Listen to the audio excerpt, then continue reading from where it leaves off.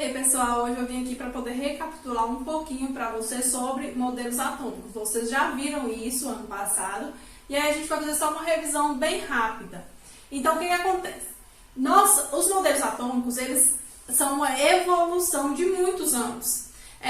Os modelos atômicos eles não surgiram do nada e nem foi muito rápido. É uma evolução de muito tempo. Até antes de Cristo já vinha se falando sobre o que seria um átomo. Então, todo mundo sabe que a matéria ela é constituída por uma partícula muito pequena. E aí essa partícula, a princípio, os cientistas pensavam que ela não podia ser dividida. E aí deu-se o nome para ela de átomos. Ou seja, toda a matéria ela é constituída por uma partícula muito pequena. E a gente não consegue ver, não consegue tocar, não consegue enxergar. Então, a gente tem a evolução desses modelos. Começando aqui pelo modelo de Dalton. Dalton ele foi um cientista que ele propôs que o átomo ele seria uma esfera maciça, indivisível e indestrutível. Ou seja, era uma bola, como se fosse uma bola de bilhar. Tanto é que o seu modelo levou o nome de bola de bilhar. Porque era uma esfera maciça, ou seja, não existia espaço vazio aqui, ela era totalmente preenchida. Que não podia ser destruída e nem dividida. Então, para Dalton, o átomo era isso. E ele também falava que átomos de um mesmo elemento químico são iguais entre si. Se eu tiver diferentes elementos, os átomos também vão ser diferentes de um para o outro. Só que Dalton deixava muitas falhas em seu modelo. E aí, por exemplo, ele não conseguia explicar a eletricidade. E aí Thomson, através dos estudos de Crookes, que foi um outro cientista que elaborou um estudo com raios catódicos, Thomson ele pegou esse experimento e fez suas análises. E então propôs o seu modelo, que é referente ao átomo. E aí, nesse experimento, Crookes descobre o elétron. Então, aqui houve a descoberta do elétron. E aí, ele falava que o átomo ele é neutro. Ou seja, se eu tenho carga positiva, eu tenho carga negativa e essas cargas elas são equilibradas. Se elas são equilibradas, eu tenho que ter a mesma quantidade de carga positiva de carga negativa. E aí ele conseguiu explicar a eletricidade dessa forma, com o elétron. Se o átomo ele perde elétron, ele se transforma em um íon e aí ele está carregado eletricamente. E aí ele deu o nome para esse modelo de pudim de passas. Em que a massa desse pudim ela é como se fosse a massa totalmente positiva e as passas seriam como se fossem os elétrons ali incrustados nela, fazendo esse equilíbrio das cargas. Só que Thomson, ele também não conseguiu explicar várias coisas do átomo, da matéria. Então Rutherford, a partir de alguns experimentos também, só que Rutherford ele bombardeou uma folha de ouro com raios alfa, que são raios positivos.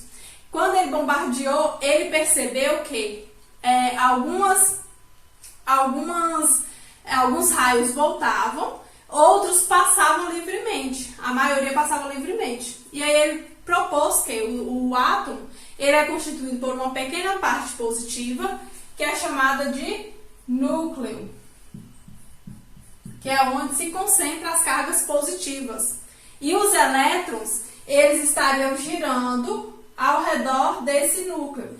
Só que o Rutherford não conseguiu explicar como que esses elétrons estariam girando e nem por que esse elétron não era atraído pelo núcleo.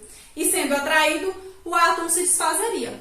O Rutherford não conseguiu explicar isso. Então veio o Bohr e propôs o seu modelo falando que o átomo é constituído de um núcleo sim, muito pequeno, com carga positiva.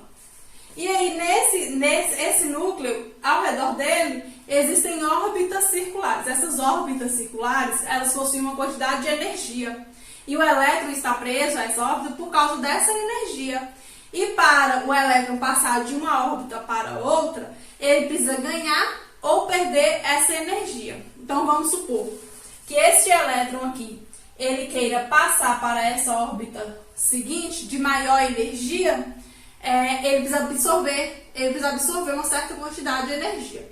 Absorvendo, ele salta dessa para essa outra de maior energia. Saltando, ele vai ficar no seu estado que não é estável, porque o seu estado fundamental é essa segunda órbita, e aí ele precisa retornar. O movimento de retorno faz com que o átomo ele libere essa energia. Essa liberação de energia é geralmente na forma de luz. E aí a gente consegue ver alguns efeitos, por exemplo, do fogo de artifício. Os fogos de artifício acontece justamente isso, quando a gente fornece a energia através do fogo, o elétron ele salta de uma órbita para outra e ao retornar ele libera aquelas cores, aqueles fogos. Outro exemplo são os raios-x que a gente faz do nosso organismo, né, do nosso corpo. Aqueles raios-x, o princípio deles é justamente esse. Quando o elétron ele é fornecido energia para ele salta, ao retornar ele libera a energia e capta a imagem do nosso corpo através do raio-x. Lembrando, essa órbita mais interna ela possui menor energia, porque quando ela está próxima do núcleo, ela precisa de pouca energia para ficar ali, para os elétrons ficarem ali ao redor dele girando. Já as órbitas mais longe, eles precisam de maiores energias para que eles fiquem ali presos àquela órbita, daquele átomo. Quando esse átomo ele é composto por 7 camadas, tá? Não quer dizer que todas têm que estar preenchidas de elétrons, não. Mas o átomo ele é composto por 7 camadas. As 7 camadas é determinada do número 1 ao 7 e pela letra K, L, M, N, O, P e Q.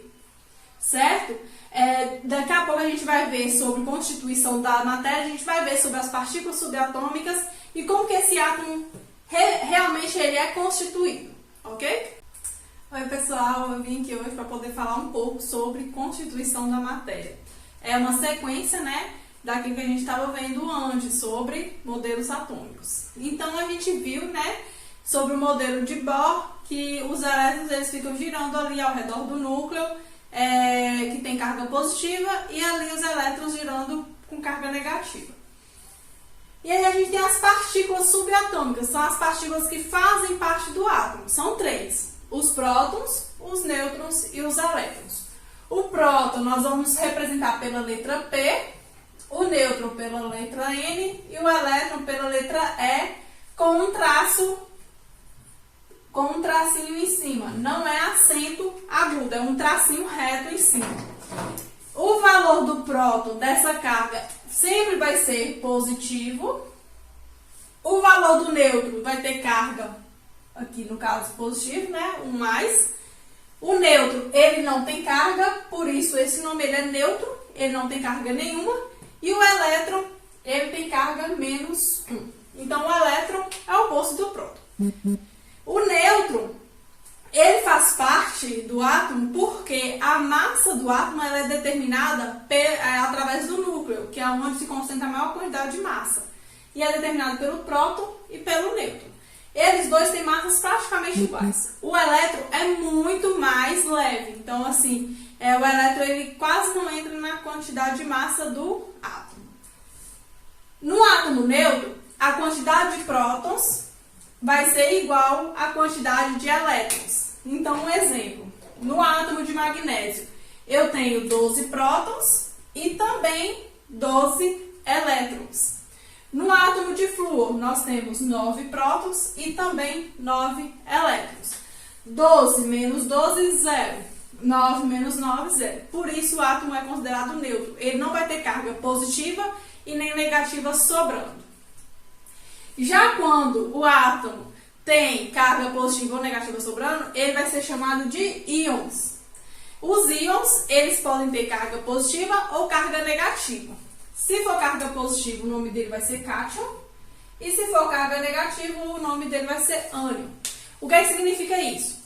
O átomo ele pode perder ou ganhar elétrons. Prótons a gente não mexe. O átomo ele pode perder ou ganhar elétrons. Se ele perde elétrons, como o elétron tem carga negativa, ele perdeu o elétron, ele vai ficar com uma carga positiva. Se ele ganha elétron, ele vai ficar com carga negativa a mais. Então, ele vai ficar com a carga negativa. Então, aqui, por exemplo, no cátion, magnésio 2+, significa que ele perdeu 2 elétrons. Então, significa que ele tem 12 prótons, os prótons permanecem o mesmo, só que ele perdeu 2 elétrons, então ele vai ficar com 10 elétrons. Por isso, ele tem carga positiva.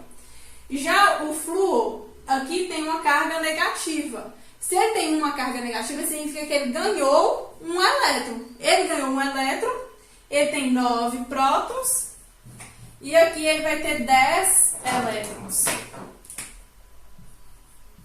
Porque ele ganhou um elétron. Antes ele tinha 9 elétrons. Se ele ganhou um elétron, ele ficou com 10 elétrons. Por isso a carga negativa, porque ele agora tem uma carga negativa a mais. Então, a gente representa dessa forma, os íons.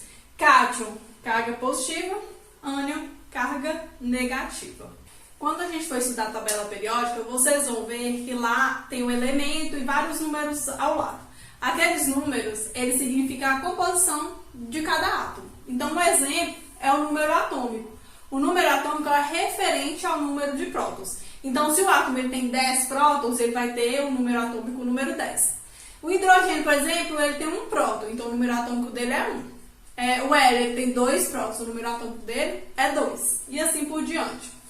A massa é a soma dos prótons mais os nêutrons. Se prótons é número atômico, então a massa vai ser número atômico mais os nêutrons.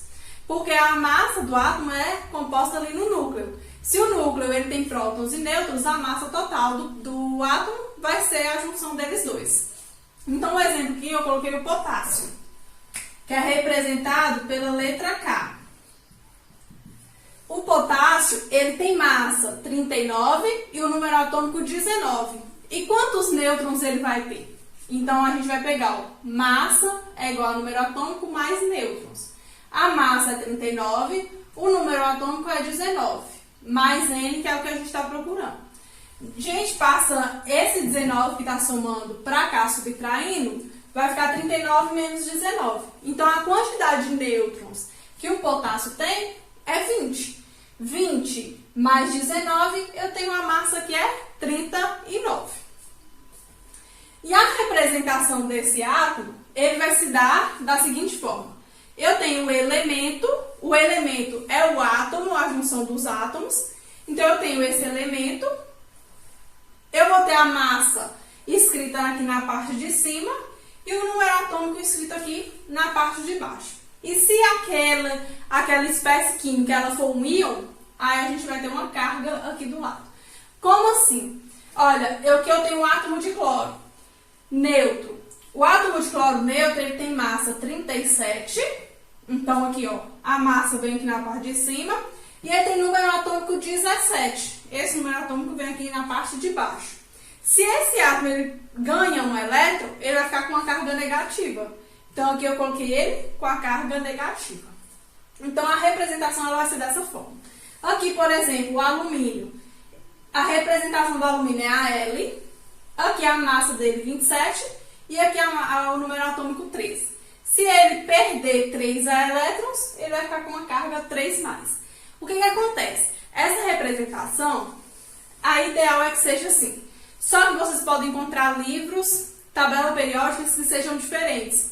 Pode ser que a inversão disso aqui, ó, o número atômico venha em cima e a massa venha embaixo. Como no PET de vocês.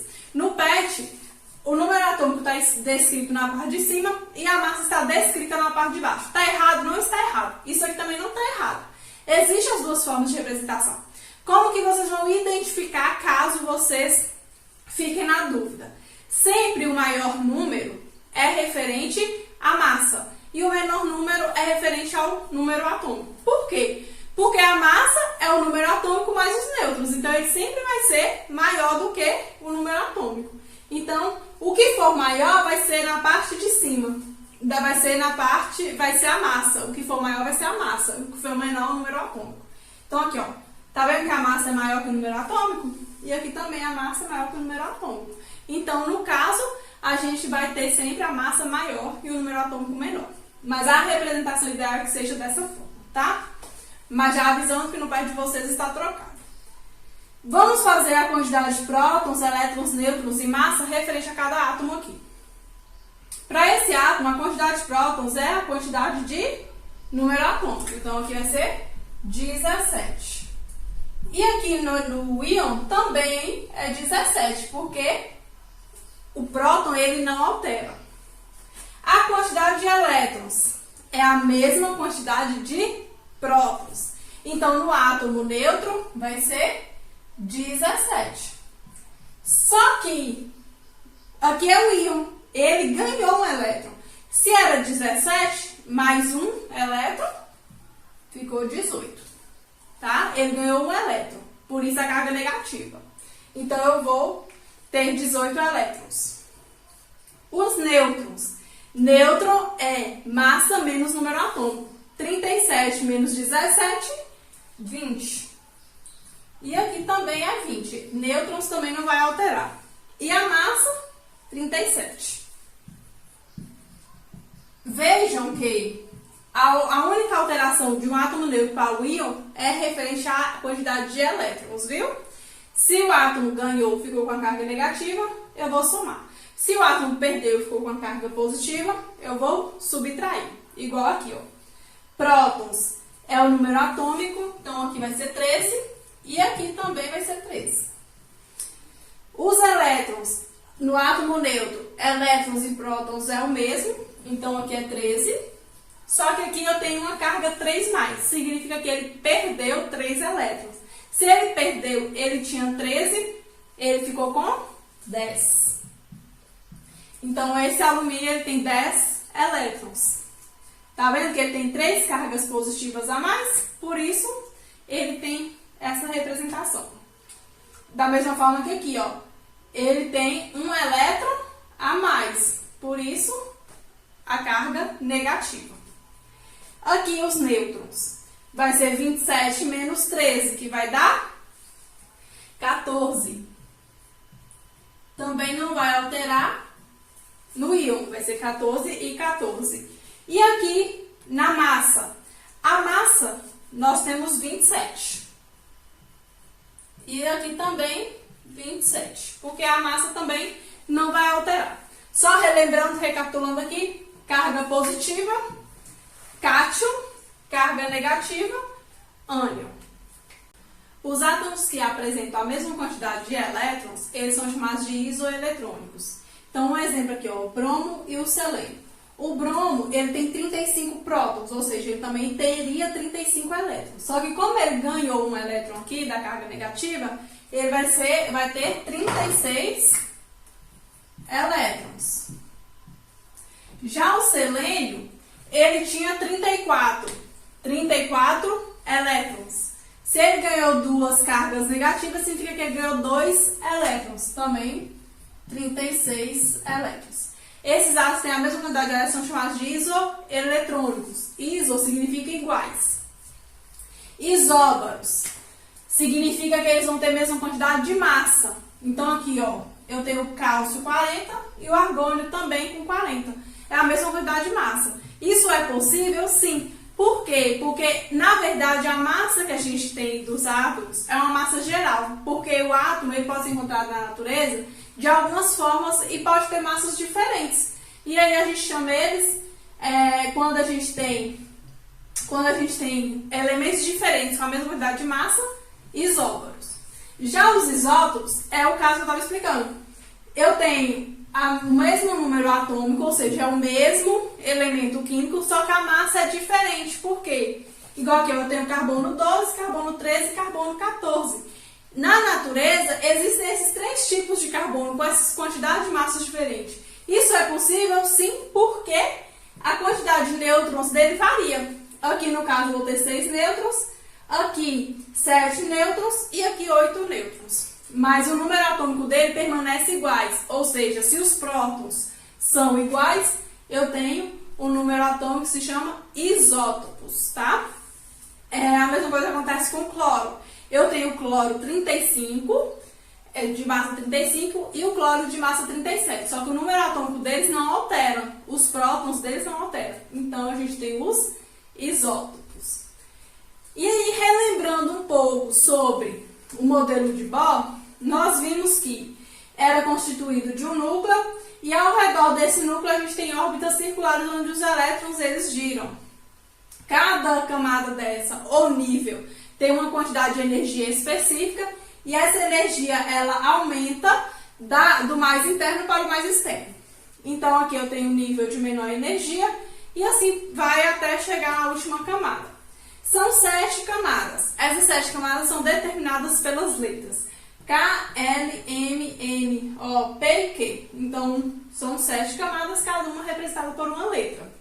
Nessas camadas existem como se fossem compartimentos onde os elétrons realmente estão. E aí a gente chama eles de subníveis de energia. Esses subníveis são representados por S, P, D e F.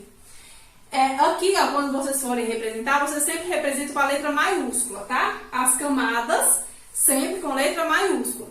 Os subníveis com letras minúsculas, para poder diferenciar um do outro. Então aqui é S, P, D e F. Os subníveis, eles são como compartimentos, como se fosse casa, onde tem um cômodo maior, um cômodo menor. Então, o cômodo menor é o S, ele só cabe 2 elétrons. Depois eu tenho o P, que cabe 6 elétrons. Eu tenho o D, que cabe 10 elétrons. E eu tenho o F, que é o maior de todos, que cabe 14 elétrons. Para que isso é importante? Porque nós vamos ver como que os átomos eles são distribuídos no átomo. E aí a gente vai ver como que eles são distribuídos por camadas, tá? Eu vou desenhar aqui agora para vocês um diagrama para poder facilitar o nosso esquema. Então agora eu trouxe para vocês um diagrama que nós vamos seguir para fazer a distribuição eletrônica. Então esse diagrama, ele foi organizado por Linus Pauling, que foi o cientista que determinou os níveis de energia. Então ele distribuiu esse diagrama do menor nível para o maior nível. Então, ele foi distribuindo da menor energia para a maior energia. E assim a gente vai seguir para fazer a distribuição eletrônica. Esse 1 aqui é referente à primeira camada, que é a K.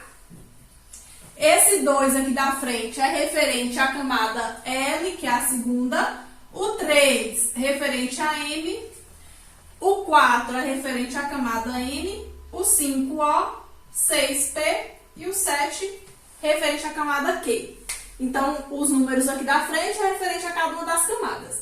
O S, o P, o D e o F é referente aos subníveis. E cada subnível, como eu disse, comporta uma quantidade de elétrons. O S são 2 elétrons, o P 6 elétrons, o D 10 elétrons e o F 14 elétrons. Igual aquela tabelinha que eu mostrei antes. Então, a gente vai distribuir de acordo com isso aqui. Como assim? Eu tenho aqui, ó, o potássio, 19. O número atômico dele é 19. Se o número atômico dele é 19, significa que ele tem 19 prótons. E se o átomo é neutro, ele não tem carga nenhuma, ele também tem 19 elétrons. E aí a gente vai distribuir da seguinte maneira. Seguindo a setinha aqui, até dar 19. Nós vamos somar os elétrons. A quantidade de elétrons é essa aqui em cima, ó. Então, a gente vai somar os elétrons. Então, aqui até dá 19.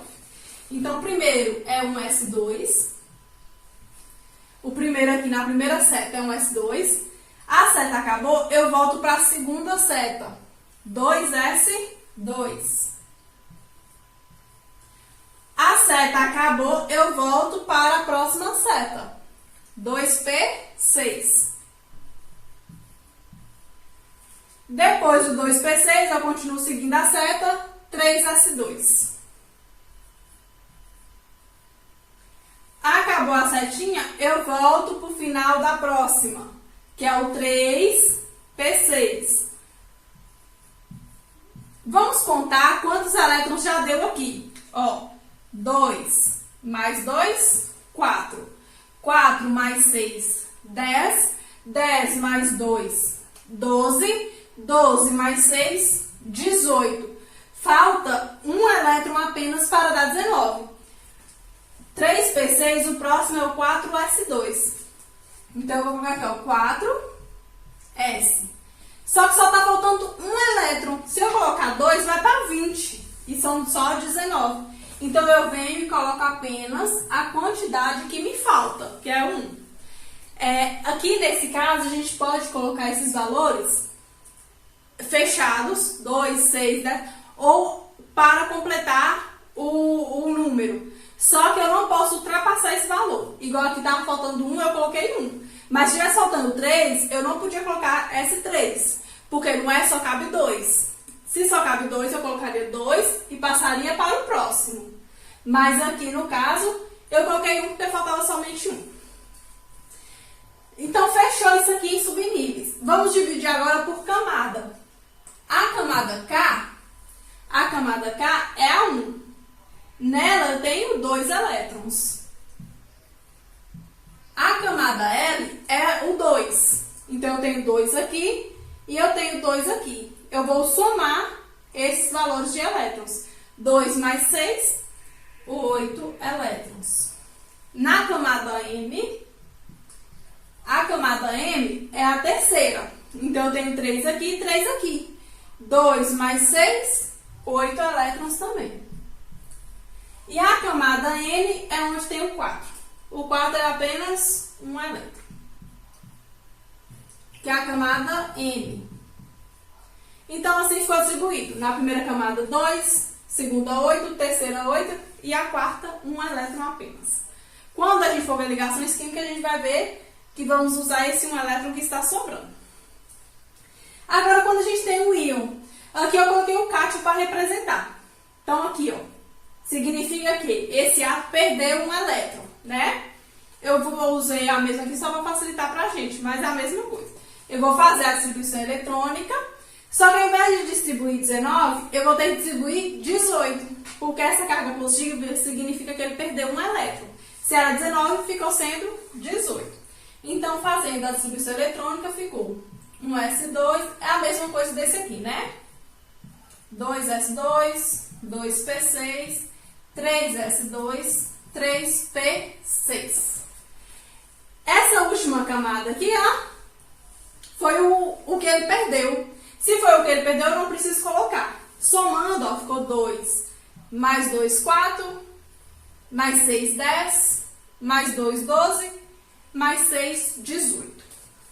Distribuindo por camada, a K ficou 2, a L 8 e a M também 8. A N não tem mais porque esse elétron ele perdeu. Se for no caso de ser ânion, né, que ele ganha um elétron, aí na última camada vocês vão acrescentar um elétron, viu? Sempre assim. Na última, ou a gente retira ou a gente acrescenta. Se for cátion, retira. Se for ânion, acrescenta. Outra coisa que eu quero falar com vocês é sobre camada de valência. A camada de valência é a última camada do átomo. Então, nesse caso aqui, ó, a última camada é o 4s1, que é o M. Se chama camada de valência. Quando ele perde o elétron, passa a ser a terceira camada, que é a M, com 8 elétrons, tá? Então, pessoal, agora a gente vai ver um pouquinho sobre tabela periódica. Para isso, eu vou precisar do auxílio de uma tabela. Então, aqui, como vocês podem ver, nós temos uma tabela periódica. Essa tabela periódica, se vocês forem analisar, ela está organizada em ordem crescente de número atômico. Então, aqui, ó, o hidrogênio é 1, o hélio é 2. Então, nós temos que a tabela está organizada de acordo com a quantidade de prótons que ele tem no núcleo. O átomo que tem menor quantidade é o hidrogênio, o que tem maior quantidade, por enquanto, é esse aqui com 118. Essa tabela ela é organizada de acordo com... para que as propriedades elas fiquem na mesma família, né? Para que as propriedades elas se repitam de acordo com uma determinada regularidade. Então, por exemplo, aqui nós temos a primeira família, a segunda família, a terceira. O que são famílias? Essas colunas aqui, verticais, elas determinam a família ou grupo. As horizontais, elas determinam os períodos. Os períodos é referente àquelas camadas eletrônicas, K, L, M, M. Então, esse primeiro aqui é o K, essa segunda L, essa terceira M, N, O, P e Q, que é de 1 a 7. 1, 2, 3, 4, 5, 6, 7. Já os grupos ou famílias que são as colunas, elas são 18. Então, aqui eu tenho o 1, aqui eu tenho a família 2, aqui eu tenho a família 3, 4. Antigamente, essas famílias elas eram representadas pela letra. Aí a gente tem os grupos com a letra A, 1A, 2A, 3A, 4A, que são os elementos representativos. E nós temos o grupo B, que é referente aos elementos de transição. Então, esses dois aqui, mais esses aqui todos, são elementos representativos. São os representativos. E esses aqui de baixo são os elementos de transição. Toda tabela periódica, ela vem com uma legenda para a gente saber onde que a gente vai encontrar cada coisa específica do átomo. Então, por exemplo, aqui, ó, nessa legenda, eu tenho que no meio é o símbolo do elemento, em cima eu vou ter o número atômico, embaixo eu tenho o nome e embaixo do nome eu vou ter a massa. Então, se a gente pega, por exemplo, o carbono, o símbolo dele é o C, o número atômico dele é o 6, o nome dele aqui escrito embaixo, carbono, e a massa dele, 12,01. Essas massas também podem variar de tabela para tabela. Não muito, mas pode variar porque tem tabela que traz números inteiros. Por exemplo, tem tabela que carbono só está 12, e tem tabelas que traz números quebrados, como essa daqui, que traz alguns números quebrados. Toda tabela também, ela traz a legenda das cores, para saber o que cada um representa. Então, por exemplo, essa primeira família aqui, ó, primeiro grupo, são os metais alcalinos, recebe esse nome especial. Essa laranja mais claro são os metais alcalinos terrosos. Esses rosa mais claros são os metais de transição. Dentro desses metais de transição, nós temos dois grupos específicos, que são os lantanídeos e os actinídeos.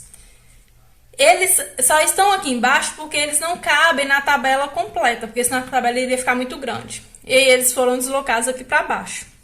Os lantanídeos vai de 57 a 71, o primeiro é o lantânio aqui, e o lutécio é o último com 71, e os actinídeos vai de 89 a 103. O actínio, 89, o laurêncio, 103. Todos eles vêm antes disso aqui, ó. Por exemplo, o rutherfórdio é o 104. Então, todos esses elementos vêm antes do rutherfórdio. Todos esses elementos vêm antes do áfnio. E eles são os metais de transição interna. Esse verde mais claro são outros metais. Esse verde mais escuro são os não metais, ou os ametais. Na verdade, a tabela ela é composta por a maioria de metais. Então, daqui para cá são todos metais. Esse pedaço aqui são os ametais, são somente esses elementos. E a gente tem essa parte azul de gases nobres. Vocês podem encontrar tabelas periódicas que vocês vão encontrar os semimetais. São alguns elementos que têm características tanto de metais como de ametais. Não utiliza mais essa nomenclatura, mas existem ainda algumas tabelas que trazem, tá? Mas essa tabela é mais atualizada, então a gente vai utilizar ela como base, ok? Então, nós temos 18 grupos, que vai de 1 a 18, né? Ou representados pelas letras. A, os elementos representativos, e B, os elementos de transição. Essa tabela ela também pode ser classificada em metais e ametais. Os metais, eles apresentam brilho característico, né, de metal. Eles são dúcteis e maleáveis, ou seja, eles podem formar fios e lâminas. Eles são bons condutores de eletricidade e calor, né? Se a gente pega, por exemplo, um garfo e esquenta, logo ele na outra extremidade também vai estar quente, porque conduz bem a eletricidade e calor. Se a gente coloca a mão em uma tomada, A gente leva choque porque o fio que passa ali dentro é de cobre, ou seja, de metal. Então, também conduz eletricidade. Já os não metais, eles não apresentam nenhuma dessas características. É totalmente oposto aos metais. Então, eles não são condutores de eletricidade, calor. Pelo contrário, eles podem funcionar muito bem como isolantes. Eles não formam fios e lâminas porque a maioria existe no estado gasoso, tá? Já os metais, eles são do estado sólido, com exceção do mercúrio, que o mercúrio ele está no estado líquido a temperatura ambiente. Os outros todos estão no estado sólido. Já os não metais, nós temos aqui esses em rosa, que são gases, e esses que estão escritos de preto, que são sólidos. A tabela periódica ela apresenta algumas propriedades, como por exemplo o raio atômico. O raio atômico ele quer dizer mais ou menos, de forma grosseira, o tamanho do átomo. Quanto maior o átomo, mais pesado ele é. O raio atômico ele vai crescer no sentido da direita para a esquerda e de cima para baixo. Já a energia de ionização é a energia para retirar aquele último elétron lá da camada de valência. Para retirar esse elétron, ele precisa de uma energia, chama energia de ionização. Sempre a energia de ionização, quanto mais preso o elétron estiver, maior vai ser a energia. Ou seja, a energia de ionização vai crescer ao contrário do raio. Então, a energia de ionização cresce da esquerda para a direita, de baixo para cima. A afinidade eletrônica é a tendência do átomo de atrair o elétron para ele, de receber essa ligação, né? De receber esse elétron.